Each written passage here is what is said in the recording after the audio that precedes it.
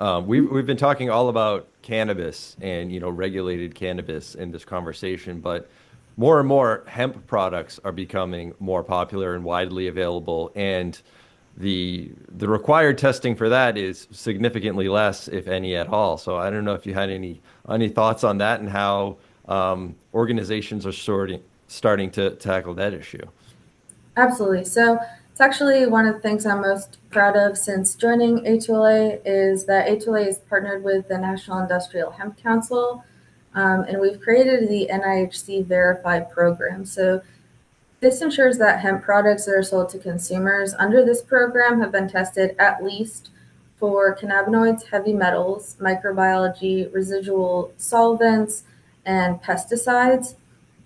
And so the federal regulation only requires that products are tested for cannabinoids. So there's this huge market, CBD shops, gas stations, online retailers selling CBD products or gummies or tinctures, chocolates, you name it, they're probably putting CBD in it somehow. But a lot of that stuff is not being tested for contaminants at a level that maybe the marketplace expects that they are being tested. Recently, Dr. Michelle Peace was featured on this podcast, and she talked a lot about this. So I'd recommend if you haven't heard it and you want to know more about this, to listen to that podcast episode as well. But essentially, there's this huge risk that hemp products that are available in the marketplace could be contaminated, could be adulterated, could have synthetic cannabinoids, could have cannabinoids that are intoxicating that are not on the label.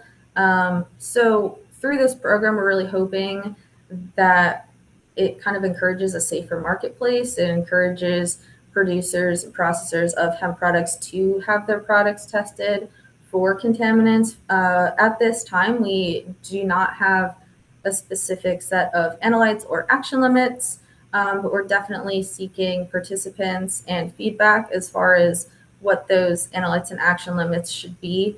But really just testing them for contaminants in general is a great step from not testing them at all. So we do have a good number of laboratories that have been signing up. They've been informing their hemp clients about this. And one of the reasons this came up was when I used to work in the cannabis testing laboratory, we had hemp clients, but they would really only ever get their products tested for cannabinoids. And we would try to kind of educate them on the importance of testing for other contaminants, testing for salmonella or testing for E. coli or testing for certain pesticides. But we didn't really get much traction at the time. So I'm thinking, there's been a lot of time between now and then. Certainly the Farm Bill has been revised between now and then. These hemp marketplaces larger now, consumers may be more aware. There are some hemp products that you can actually look at the certificate of analysis before purchasing. So I definitely think that's great. If you have access to a certificate of analysis for a product, you might as well look at what it was tested for.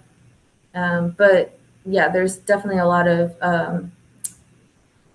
of issues caused by the lack of federal regulation of hemp products, and then the subsequent wide availability of hemp products online and in stores. Yeah, it would certainly be an improvement if, some of the more reputable hemp providers could sort of agree to this level of testing. And I think you had mentioned too, would there be some sort of indication on the packaging that they've sort of volunteered for this level of testing? I think it would be a good signal to the consumers and kind of set them apart. Yeah, so there is a symbol that is on the products. It says NIHC Verify, and then it has A2LA accredited with the certificate number of the laboratory that did the testing. We're working towards developing a directory so that consumers can access this to find out where they can find these products for sale. That hasn't been developed yet, but we're hoping to develop that over the coming years and as more products are added.